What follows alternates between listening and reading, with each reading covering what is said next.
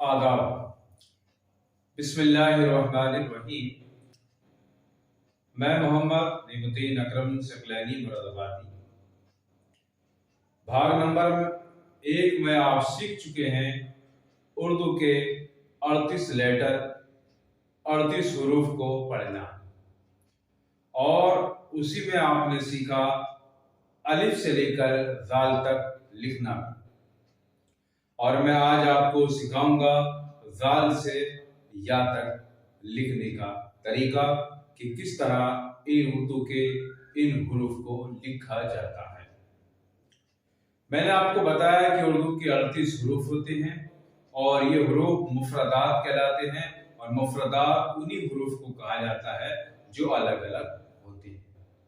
तो आइए शुरू करते हैं उर्दू को लिखने का, सीखने का ये सिलसिला। मैं उम्मीद करता हूं कि आपको भाग नंबर पसंद आया होगा।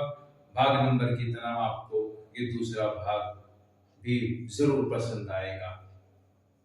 तो मैंने आपको सिखा दिया था जाल तक लिखना, तो आज हम सीखेंगे जाल से आगे लिखना। देखिए, यह है रा, इस पर कोई नुक्ता नहीं है, यानी कोई भी बिंदी नहीं है। अगर इस तरह की सूरत का कोई हर्फ है तो वो रा है, और रा की पहचान यही है कि इस पर कोई बिंदी नहीं है। और इसी तरह अगर एक हर्फ और बनाया जाए और उस पर ये तोए टांग दी जाए तो अब ये रा नहीं रहेगा, ये ला बन जाएगा, ला। इसी तरह एक हर्फ और लिखते हैं, उसकी सूरत भी यही है, लेकिन उस पर हम तोय नहीं रखेंगे बल्कि एक बिंदी रख देंगे, तो ये हो जाएगा जा, जा। तो मोहतरम नाज़रीन, तीनों की शक्ल एक सी है, लेकिन तीनों में तमीज और फर्क और अंतर यही है कि एक पर कुछ नहीं है, न बिंदी है न तोय है, तो वो है रे, और जिस पर तोय है वो है ले, और जिस पर बिंदी है वो है जे। इसी तरह एक हर्फ और बनेगा, एक हर्फ और बनेगा और उस पर लगाई जाएंगी 3 बिंदी, तो ये कहलाता है ये भी जे, ये जे। ये जैसे कि हमें लिखना है टेलीविजन, तो टेलीविजन में हम ना जोई लिखेंगे, ना दाल लिखेंगे, ना हम जीव लिखेंगे, बल्कि हम जिस टेलीविजन में जा की जो आवाज आ रही है उस आवाज को पैदा करने के लिए हम इस हर्फ का इस्तेमाल करेंगे, और इसको कहते हैं उर्दू की इस दुनिया में जे। तो आपने सीख लिया रे, ले, जे और जे। इसी तरह एक इससे आगे बढ़ते हैं, ये है सीन, इसको कहते हैं छोटा सीन। छोटे सीन की पहचान किस चीज से होती है? तो छोटे सीन की पहचान होती है सिर्फ उसके खालीपन से, कि 3 इस पर नुक्ते नहीं है, नुक्ते ना होने की वजह से, बिंदी ना होने की वजह से ये सीन कहलाता है। इसी तरह का एक और हर्फ हम बनाते हैं इसी शक्ल का। एक शक्ल तो इसकी है लिखने की, इस पर 3 नुक्ते लगाते हैं, बिल्कुल इसी तरह है ये, लेकिन दोनों में फर्क बिंदी का है। तो जिस पर बिंदी नहीं है वो सीन है, और जिस पर बिंदी है वो शीन है। तो ये छोटा सीन कहलाता है। इसकी जो आवाज होगी वो जैसे पानी गिरता है, झरने की आवाज होती है पानी की गिरने की, सीन, लेकिन इसकी आवाज सीटी की सी आवाज होगी, शीन। और इसके लिखने की एक सूरत और है, एक शक्ल और है, इसमें 3 मुंडी ना बना करके इसको सीधा का इस तरह करेंगे, देख लेना इस तरह, तो ये भी शीन हो जाता है। ज्यादातर जो उर्दू के बेहतर लिखने वाले होते हैं वो शीन को जरूर इस तरह बनाते हैं, लेकिन बड़े शीन को इस तरह बनाते हैं। तो आपने देख लिया सीन शीन सीन।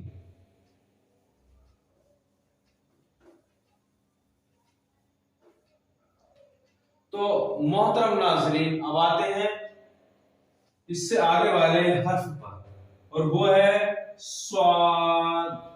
इसकी सूरत ये है स्वाद, स्वाद। तो इसकी पहचान भी इसी तरह होगी, क्योंकि इस पर कोई बिंदी नहीं है, तो यह है स्वाद।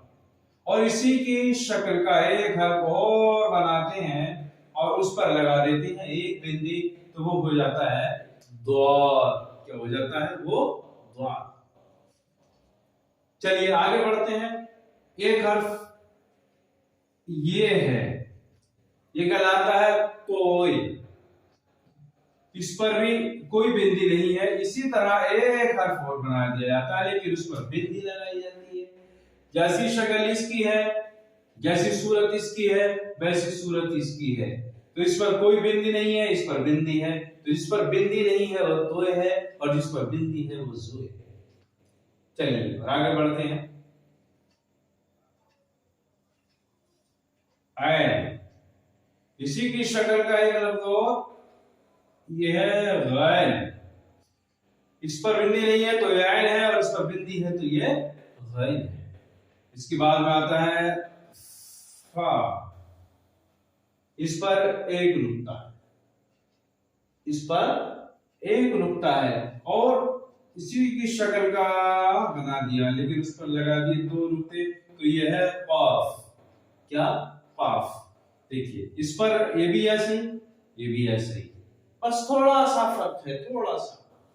तो और एक खास फर्क नुक्ते का है, बिंदी का। इस पर एक नुक्ता है तो ये फे है, लेकिन इस पर दो नुक्ते हैं तो ये काफ है। काफ, बड़ा काफ।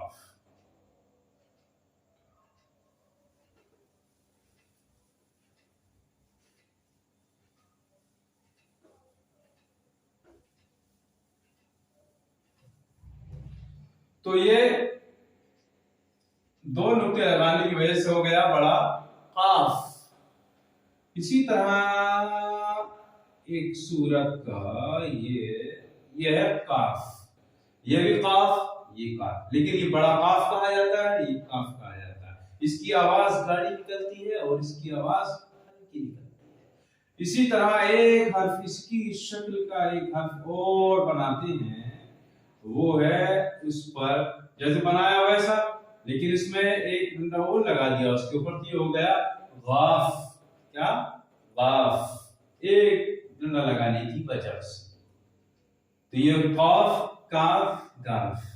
अब आइए लाम। इसकी शक्ल देखिए आप, जुल्फों की तरह बना दिया गया लाम।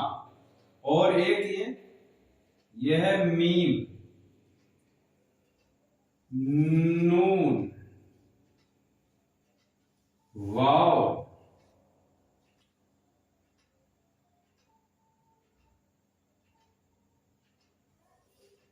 हा।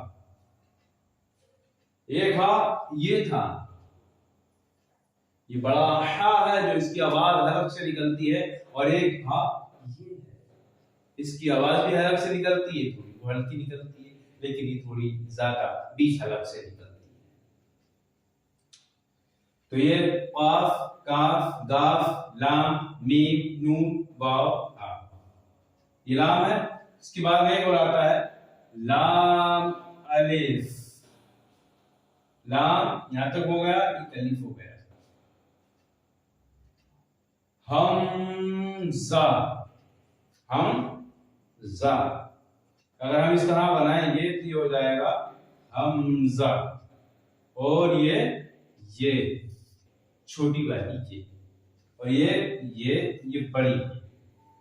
पढ़े आप, काफ, काफ, गाफ, लाम, लाम, मीम, नून, वाव, हा, ہم لام الف حمزہ یا۔ تو محترم ناظرین، آپ نے سیکھ لیا حروف تہجی کا لکھنا، یعنی اردو کے 38 لیٹر حروف کا لکھنا آپ نے سیکھ لیا، اور اس ویڈیو کو آپ بار بار غور سے دیکھیں گے تو انشاءاللہ عز و جل آپ بہت جلدی اردو کے حروف کو جو مفردات حروف ہیں ان کا لکھنا آپ سیکھ چکے ہیں۔ محترم ناظرین، اگر آپ تھوڑی سی بھی محنت کریں گے تو انشاءاللہ میں محمد نعیم الدین اکرم ثقلینی پر امید ہو کر کہتا ہوں کہ آپ بہت جلد اردو کا لکھنا اور پڑھنا دونوں سیکھ جائیں گے۔